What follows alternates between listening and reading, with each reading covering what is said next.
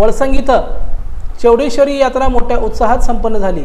चौडेश्वरी यात्रा वळसंगी ते श्री रामलिंग चौडेश्वरी माते यात्रा सध्या मोठ्या उत्साहात सुरू आहे। जिल्ह्यासह राज्यातील अनेक लोक या चौडम्मा देवीच्या यात्रेसाठी येत असतात। ही अनेकांची कुलदैवत आहे। ही यात्रा पाहण्यासाठी अनेकांनी मोठ्या संख्येने गर्दी केली होती। पायामध्ये 40 किलो घुंगरू, हातामध्ये तलवार आणि एका हातामध्ये अग्नी घेतलेले बाळबट्टल स्मशानभूमीपर्यंत जात असते व ही यात्रा रात्रभर चालते। ही यात्रा पाहण्यासाठी महाराष्ट्रातील अनेक भागातून लोकांनी गर्दी केल्याचं पाहावयास मिळालं।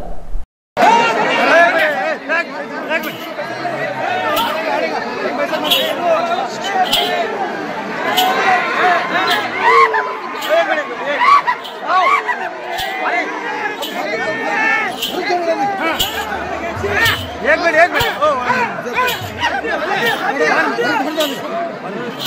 मिनट वन मिनट प्लीज छोटी गाल